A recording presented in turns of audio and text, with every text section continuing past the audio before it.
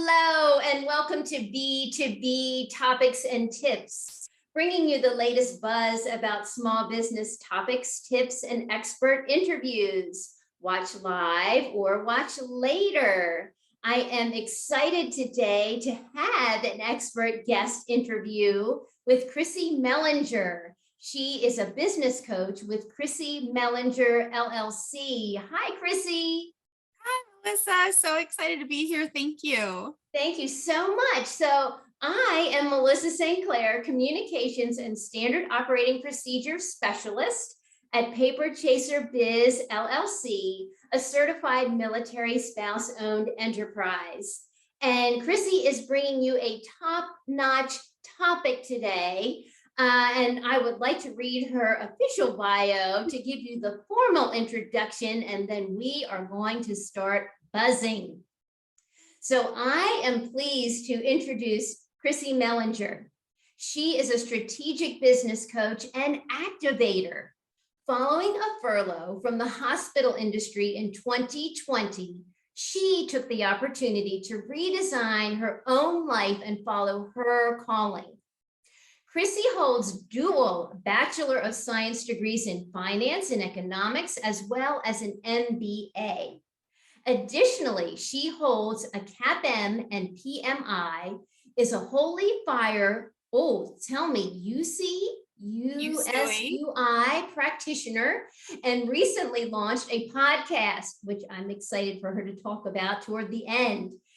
It is this dedication to personal development she combines with a mission of empowering others to serve her clients in creating sustainable, service-based businesses that light up their souls. So today we are talking about leveraging your skill sets to create your ideal business. So I am excited to get started. Chrissy, any opening words? Or if not, I'm going to dive right into the questions. Let's dive on in. All right. Okay, so I guess question number one would be, how should we think of skill sets when it comes to business?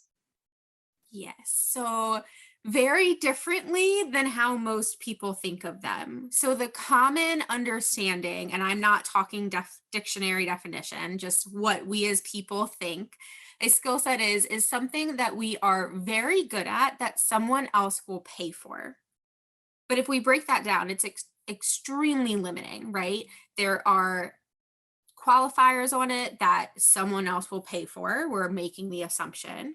It limits the scope, because when we think in terms of business, we think purely in terms of business, of what we've done in past jobs or past careers, which for most of us is a very, very small portion of our lives. We try and spend as much of our lives outside of work as possible. And we often think of a skill set as a task. So when we start to think of something that someone else will pay for, we put it in this idea of like, okay, well, I can send emails, or I can write really well, or I know how to use Canva or Adobe Photoshop or things like that. But those are tasks. Those are things that we can learn to do. So instead of that extremely limiting viewpoint on skill set, we need to reframe it. We need to open it up and actually make it a lot more vague. So we should be thinking of a skill set as either an ability or a set of abilities that we have to some sort of functional degree, that we've gotten through some sort of experience in life. And that's it. Like there's no qualifier, there's nothing else. It's some kind of ability that we've got some kind of functional ability to do from some point in our life, which opens it up to a much broader scope. It opens it up to much more fun and much more enjoyment. Wow, what a paradigm shift from our typical definition and limiting beliefs on what we're doing. Yeah. Oh, wow. Okay, let's go further. Let's go further. So where do we cultivate these skill sets? So like I said, it's absolutely work, right? I want you to pull things from the jobs that you've had, the careers that you had, but also really open up to the full spectrum of your life. So what are the hobbies that you do for fun? Do you paint? Do you like to craft? Do you go water skiing? Whatever like random hobby you have that you spend significant time with. Then I want you to look at any kind of extracurricular activity, volunteer opportunity. I know for myself, I volunteer with a dog rescue, and my calmness under pressure is much higher now when you're talking about animals and little kids and like just the chaos of an event. But that's a skill set, or yes, that's a skill set I'm able to bring in. So it's extracurriculars, it's your volunteer activities, it's work, whether that's a job or a career, it's hobbies, and it's really anything else that you're spending significant time, energy, or money being a part of. So really taking the blinders off and all overlooking every part of your life. Oh my goodness, that makes me think of one friend that I have who in her spare time loves to just play around with photographs, making videos from photographs. And what a skill and, technical skill that is, one that I don't possess, but she loves it. And, she just does it for fun, like you said. So interesting. That's phenomenal. Yeah. Oh my goodness. So my next question, how do we determine which skill sets to utilize? Yeah, that's a big question. Yeah. And it's much bigger than just one little workshop session. But really, at the end of the day, our businesses are tools and resources to support us in the life that we want to have. It's not something that we're just checking off because it's cool to call ourselves business owners. It is really cool, but that's not why we put in the long hours doing it.